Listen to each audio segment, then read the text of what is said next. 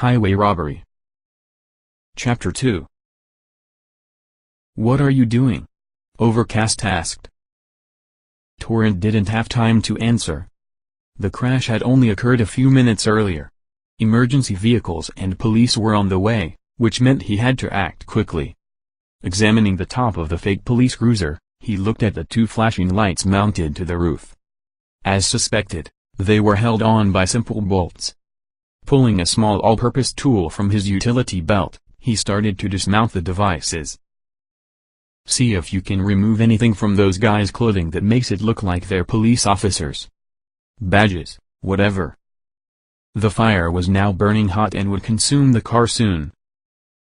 Pulling the lights from the top, Torrent hurried to the Rambler and placed them in the trunk. Returning to the car, he checked the interior. Despite looking like a police car on the outside, the inside resembled any other normal sedan, and there was nothing else that would make it appear to be a police vehicle. The ambulance arrived at the scene just as Torrent rejoined his teammates. "Listen, I need you to stay here and keep the police busy. The ambulance is going to take these guys to Metro. I want to talk to them before the cops do." He glanced back at the paramedics, who were already moving the men onto stretchers. It had been 15 minutes since the crash, and the police still weren't there. Even though it worked in his favor, Torrent grimaced. It was no wonder police response time was an issue in the current election. "There's one thing, though. You can't tell them these guys were the carjackers. You can't let them know they were posing as police." "What am I supposed to tell them then?" "I don't know. Make up something. We passed toward boundaries in the chase, so Brooks's guys shouldn't be responding. Just keep it quiet." Overcast didn't look happy, but he nodded. "All right." The sound of police sirens could be heard in the distance. Torrent hurried to the Rambler and headed towards the hospital. Michael had been happy when he heard they were transporting the men to the Metropolitan Health Center. The director of operations, Terrence Crowe, was one of the few high-profile officials who was openly pro-superhero. The Superhero Protection Act afforded costumed heroes with many protections, and Crowe was insistent his staff adhere to provisions outlined in the law. While Michael had never needed to go to the hospital while injured in costume, he knew if he ever found himself in that situation, he would insist on going to Metro. Aside from respecting crime fighters, Crowe was eager to help in general. As long as Team Torrent wasn't directly going against official orders, the director would allow them to act unrestricted while examining suspects brought to the hospital. Torrent made it to the facility 5 minutes before the ambulance arrived. The man with the broken arm was rushed into the emergency room, while his partner was taken to await X-rays. The staff didn't want to alarm other patients, so they had Torrent wait in an empty darkened room. When the second man was settled, the hero was allowed to talk to him. "I know, it was a stupid thing to do," the carjacker started, heading off the crime fighter's line of questioning. "It wasn't my idea. It was my brother's. He found an old police car at a scavenger sale. He has a friend with a shop that could strip the parts. We just wanted to make some money, we didn't want to hurt anyone." "Then why did you shoot that woman?" "We didn't. You don't understand, we never hurt anyone. We didn't even carry toy guns because that could get us a weapons rap." "Who else is working with you?" "No one. Just me and my brother, James. No one else. No one even knows about this other than my wife, only because we kept the car at our house." Torrent felt he was telling the truth, but didn't let it show. He took a threatening step forward. "Another team of carjackers struck tonight. What do you know about them?" The fear in the man's eyes deepened. "I don't know anything about that. We heard there was another carjacking the other day. We were worried they would pin that on us too. I guess some guys would be happy to have someone copycatting them, but we weren't. We started to get scared. We figured we would hit a few more cars and then stop until the heat cooled down." The man's gaze averted. "I guess we didn't stop soon enough." A young technician entered with a wheelchair. "We're here to take Mr. Jora for his chest scan." Nothing more was coming out of the interrogation, so Torrent nodded and left the room. Outside, a man was waiting. Aaron Brooks. "This isn't your ward, Captain," Torrent said. "And you shouldn't be questioning suspects without police authority."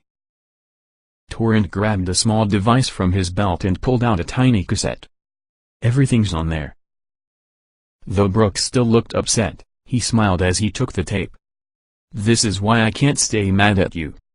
Come on, let's get out of the hallway." There was a room at the end of the corridor where family could meet with medical staff to discuss treatment and procedures. Brooks stepped inside and closed the door. "They called me in because the chase started in my area." His mouth turned downward. "I don't appreciate your removing evidence from a crime scene." "I didn't want anyone to know these were the guys we were after." Torrent turned to face him directly. "There was another carjacking while we were in pursuit. If we go public that we have these guys, the copycats are going to go underground. We may never find them. Or, worse yet, they could come back in a few months, even more deadly. Right now, we have everything in place. We still have the trackers on the vehicles. With these guys out of commission, it should be easier to catch the others." Brooks leaned back in the chair, rubbing his palms across his eyes. "You're right, and I know it. But it's easier said than done. I already have Kavanaugh asking questions. I don't need the press to get a hold of this. I may be able to keep this under wraps a day or two, while these guys are in the hospital. After that, I can't guarantee anything. Give us 48 hours. If we can't bag them, we'll go public and hope the exposure forces them underground." "All right. What do you need from me?" It was nearly 3 a.m. when Torrent made it back to the control center. He was starting to feel the lack of sleep, but Yul insisted they debrief to keep from losing any details of the evening. Ravenswood and Melody were both snoring in their chairs. Michael woke them, then sat down. A monitor was set up at the far end of the conference table, a grid of the Fourth Ward on the screen. "Here's the thing," the elder man said as he picked up the remote control. "When I heard about the second jacking tonight, I saw we had a tag on the vehicle. Fortunately, it's one of the first ones we managed to get a GPS on. I checked the data. This car went back to the station overnight." "I was worried about that," Michael said. "Grace mentioned the cop who pulled her over had a shield-shaped badge, which is consistent with Gale PD. The guys we grabbed tonight had star-shaped badges. So our copycats are real cops." Ravenswood grimaced and leaned forward. "That would explain why Huey and Brown weren't so eager to help." "It also complicates things. Brooks gave us 2 days to wrap this up, but if these guys get wind of what we're doing, they're gonna pull back. We have to move quickly." Melody yawned and leaned her head against Ravenswood's shoulder. "So what do we do?" "Tomorrow night we head back out and we try to bag these guys. We aren't tagging vehicles anymore though, right?" "Right," Michael said. "Now we have to go out as bait." The detective's eyes narrowed. "Who's going to be the bait?" Ravenswood and Melody traveled through the 4th precinct. They weren't in costume, they were simply a couple of ordinary people driving around. They used their own cars as well, not any of the crime-fighting vehicles. Yul insisted on adding GPS devices to them, although they were attached less crudely than the ones on the police squads. While the two canvassed the neighborhood, Black Torrent took the Rambler to a central location in the precinct and parked out of sight. The plan was that if Ravenswood or Melody were to be pulled over, they would radio the others and then Michael would drive to their location and catch the police red-handed. Ravenswood sighed as he turned left from 5th onto Congress for the 6th time. He'd been driving around for hours, and the police consistently ignored him. He considered running a few red lights or speeding to tempt them into stopping him, but Yul insisted that they followed the rules of the road. The carjacking victims had all maintained that they had done nothing wrong when the police had pulled them over. As Ravenswood approached the next intersection, he saw that the stoplight in the distance was green. His eyes started to close of their own accord and he began to swerve across the road. Shaking his head back and forth, he took deep breaths to try to get more oxygen to his brain. As he did, he realized that he had already passed through the intersection and the stoplight was now red. Crap. What happened? Came Yule's voice over the radio. I just ran a red light. I told you not to do that. We can't risk you getting pulled over for a legitimate reason and ruining the sting. I can't help it, I'm falling asleep. Seriously, I'm going to get into an accident here. I'm getting tired too, said Melody over the radio. Yule sighed. Maybe you guys should head home. It's nearly 4. We've been at this for 6 hours. I don't think anything's going to happen tonight. Torrent, return to base. Affirmative, answered Michael. Ravenswood turned his radio off. He opened the window in the hopes that the cold air would help him stay awake. He feared Torrent had been right. Perhaps the cops had gotten spooked and he had put a halt to the operations. Making a right turn on Calvin Avenue, the private eye started to head home. Melody sighed and turned onto Enterprise Street. She was glad they were calling it a night. As much as she enjoyed crime fighting, she didn't enjoy going into work the next day on so little sleep. As she headed north on the main drag, she noticed something funny. It was subtle at first, but she soon realized there was a bluish glow inside the car, which then switched to red, and then back to blue. Her brain a bit foggy from the tiredness, she couldn't figure out where it was coming from until she looked in the rear-view mirror. Oh no, she muttered as adrenaline snapped her awake. Guys, can you hear me? I'm being pulled over. There was no answer from the radio and she suddenly felt very afraid. Her car was going to be stolen and the others wouldn't know about it. Blizzard, come in. No answer. The squad blared its siren once, the officer inside gesturing for her to pull over. As she veered over to the side of the road, she turned the speaker on the communicator all the way down. There were 2 cops in the squad. One of them stayed in while the other approached her car. Melody rolled down her window. Kind of late to be out, don't you think? The officer asked. She noticed that he had a mustache. These are the guys.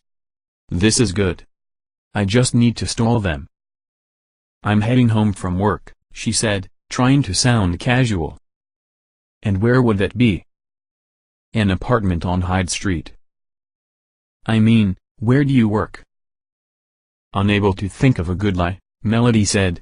I'm sorry, is it illegal to have a job that gets off at 4 a.m.?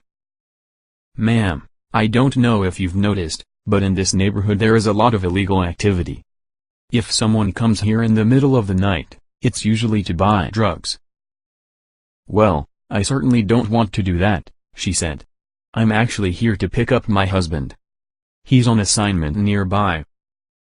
I'm going to have to ask you to get out of the vehicle. Melody's heart raced. She tried to think of a way to delay them further, but her mind was a blank. She picked up her purse. Ma'am, put the purse down. She did as directed and then started to fumble with her seat belt. I'm sorry.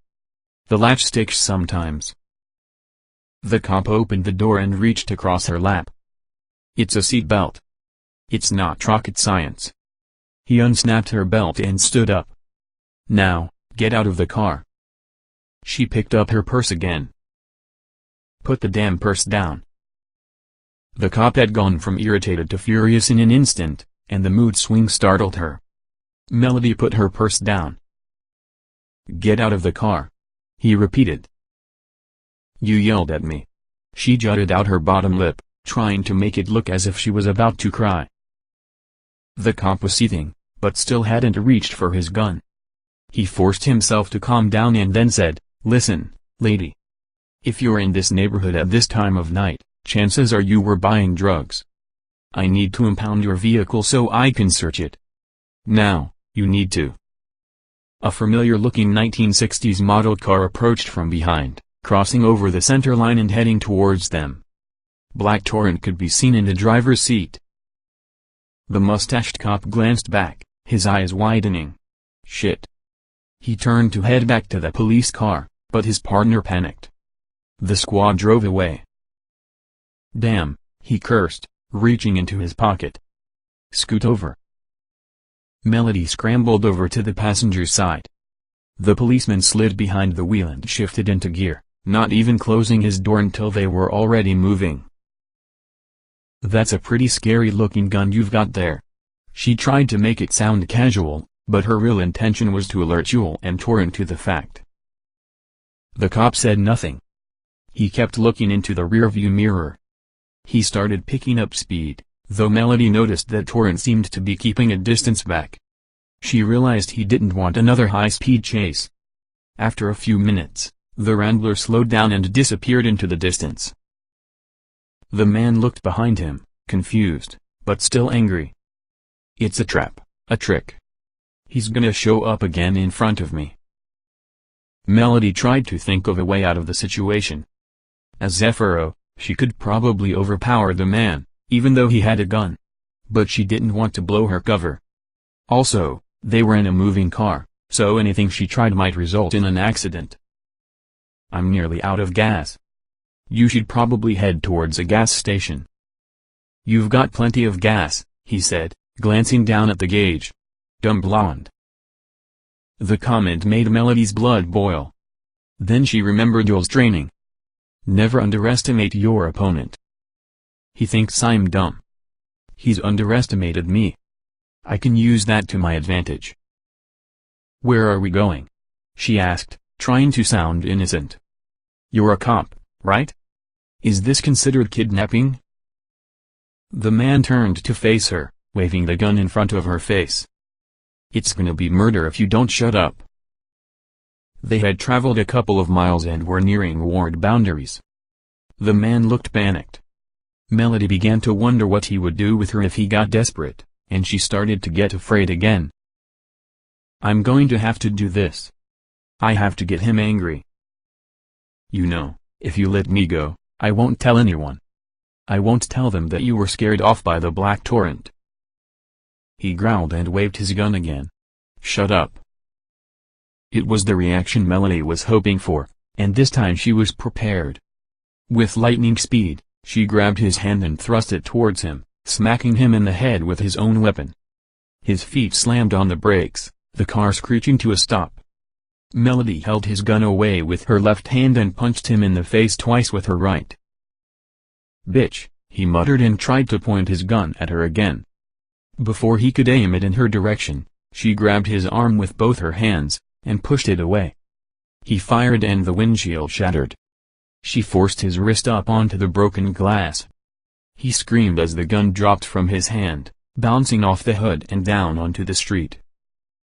Melody suddenly realized that the man's foot was no longer on the brake and they were rolling down the street. She tried to punch the cop again, but this time he blocked her fist and lashed out with his hand, smacking her in the temple. He grabbed her by the throat. They're not gonna find your body. There was a lurch and the car came to a stop. The door to her sedan flew open, and Overcast pressed his revolver against the cop's temple. Let her go or you'll be in a lot of pain. The cop looked back and forth between them, loosening his hold on the woman's throat. Finally, he sighed and rested his head on the steering wheel. Despite having gotten the best of her at the end, the man's face was bruised, his right eye swollen shut. Melody giggled and turned on the innocent tact. Wait until the other cops hear you got beaten up by a dumb blonde. Shut up, he muttered. The Black Torrent stood at the back of the office, peering out the window. The sun was starting to rise and the sky was a fiery orange-red. Birds began to chirp in the distance. The street looked calm and peaceful, and it was easy to forget just how dangerous the neighborhood was. A Soul Squad car drove by, breaking the scene and forcing him back into the room. Aaron Brooks was at his desk, scrawling notes onto a report form. He looked strung out, but he was holding up well all considering. Every time Michael worked with him, his respect for the man grew. The captain had personally come to the scene to pick up the carjacker. Using the information from the GPS device, police had located the man's accomplice, cowering in his car, parked behind a convenience store. With both criminals safely off the streets, there was only one other thing to take care of. It was nearing 7 a.m. when the door to the office opened. Detectives Brown and Huey entered. When they saw the crime fighter, their expressions darkened. "Jones said they got the carjackers?" Brown asked, making an effort to sound casual. "That's right. They pulled over a young woman and claimed it was a search and seizure. They ended up taking her hostage when Black Torrent arrived." "Was anyone hurt?" "Not seriously." Brooks scooted forward in his seat. It was Rodriguez and Strom. Torrent was studying the men and noticed Huey's jaw tighten slightly. Brown kept a poker face. "We're here now," the police detective said, taking a step forward.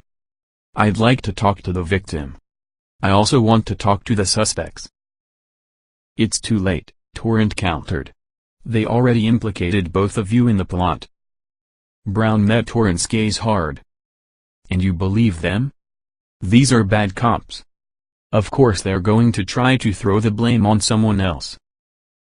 Based on your recent conduct, it's not such a far-fetched idea. Aaron, you can't let some cape dictate police operations. We suspected there might be more than one group out there. If that's true, we still have one at large. We've been on this case for 2 months. I think you owe us this." "The other group has already been apprehended," Brooks revealed. Brown tried to interject, but the captain cut him off with a raised hand. "You're right. I can't go on those guys' word alone, but I do have to open an investigation. Until then, you're both on administrative leave, and the rest of your caseload is going to be passed off pending the results of the inquiry." "Fuck this," Huey cursed. He turned and headed out of the office. Brown's mouth puckered. "They're not going to pin this on us. Do what you have to, but I'm gonna fight this tooth and nail." The detective left. Brooks swiveled his chair to face the crime fighter. "I know they're involved. But I have to follow procedure." "Understood. I'm just glad we have them off the streets." "Thanks to you." "I'm sorry you got dragged into it." "Worse things could happen." The man rose, stretching. "Don't you have somewhere to go to? A job? You've been up all night." "So have you. I think we both need to go home and get some sleep." Torrent walked to the window, opening it. "I'll just let myself out." It had been a couple of days since Team Torrent had caught the second team of carjackers. Since then, there had been no more false traffic stops, a sign that their efforts had been successful. But for Overcast, the case was not over quite yet. He stood in the boarded-up apartment and waited. Eventually he heard the door open. Though it was too dark to see who came in, he knew who it was. He had invited him. "Hello?" called Aaron Brooks. "I'm here," Overcast answered. He took a step forward so he was standing in a beam of light streaming through a crack in the window boards. "I heard through the grapevine that Brown and Huey are going to get off." Aaron nodded. "Despite my orders, they went to the first precinct to interrogate Rodriguez and Strom. They shouldn't have been allowed near them. It was a terrible breach of procedure. Anyhow, after talking to them, the men retracted their statement. They now insist they were working alone." Overcast inhaled deeply. "But Brown and Huey were covering it up." "We know that. They threatened those guys and now they're changing their story." "I believe you're right. But we don't have evidence to that effect. Without that, we can't do anything." Overcast turned, his fists clenching. Even if Rodriguez and Strom had stuck with their initial claims, it would have been a hard sell, Brooks continued. Other than being slow in the investigation, there was nothing to connect Brown and Huey to the carjackings. "I'm sure they were very clever about that," Overcast sneered. "So everything we did was for naught?" "Hardly. I've got my eye on Brown and Huey now. They can't sneeze in the wrong direction without me being all over them. Strom and Rodriguez are facing 3 counts of grand theft and 1 count of kidnapping. What about the person they shot? They plea bargained to accidental discharge of a weapon. Oh, come on. Brooks narrowed his eyes. You didn't just ask me to meet you for a rundown of how the case is going, did you? You want to hear whether or not the guilty parties are getting what they deserve. Overcast was silent. Can I ask you something? Are you looking for justice, or revenge? Overcast chuckled. Don't worry about that. I don't care about revenge. I don't like it when someone commits a crime and then gets away with it. Neither do I. Then you know where I'm coming from. Aaron nodded. Yes, I do. Now I want you to listen to me. You need to know where I'm coming from. There's 2 crooked cops who are off the streets now. There's 2 more who are under a magnifying glass. Also, your little sting helped reveal another issue. Torrent notified me of a squad that visits a crack house every day but never makes any arrests, most likely buying or selling drugs. Internal Affairs is looking into it now. It's still not right and it's not fair. Overcast shook his head. And it frustrates the hell out of me. I agree. It sucks having a strong sense of justice in an unjust world. Believe me, I know. But sometimes you just have to take the successes you can get and be okay with that. Glancing at his watch, Brooks shook his head. I have to get back now.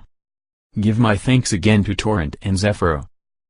Watching the man leave, Overcast sucked in a deep breath and stared at the empty room. He knew the police captain was right, but it didn't make him feel any better. With a loud growl, he turned and punched his fist against the wall. Yule sat in his workshop within the control center. The Bruce penthouse occupied most of the top 2 levels of the residential side of Crystal Towers. The 3rd floor below it was an area which served as their central command station. He had just finished reattaching a cable to a claw device when Michael and Ravenswood entered the room. Hello gentlemen, he greeted. Michael took the chair closest to him while the private eye sat a distance away. What are you working on? Melody's grappling. There was a problem with the locking mechanism, but I fixed it. You want me to give it back to her? Ravenswood asked. No. I actually gave her a replacement, a better design. I don't even know why I was messing with this one. I guess I just wanted to see if it could be repaired. It works, right? Can I have it? Michael asked. Why? Your grappling is far more powerful than this one. I know. But it might come in handy. Yule shrugged. Fine with me. The men across from him were silent and he realized they hadn't come down merely to be social. So, what's on your mind? The friends exchanged glances. Michael forged ahead. We need to talk to you about something. Well, actually tell you about something. About what? Ravenswood looked nervous. My wallet. What about your wallet? The private eye leaned back in his chair. Okay, it started with me getting ready for work on Wednesday morning. Yule shook his head, confused. What does this have to do with your wallet? It doesn't. It's for the drama. The elder of the group looked at Michael. I'm not gonna be happy about this, am I? I don't think so. With a sigh, Yule leaned back in his chair. All right. Get on with it. Okay, where was I? Drama. Ravenswood nodded. Ah, yes, drama. As I was saying. Yule crossed his arms and let out another sigh. No, he wasn't going to like this at all.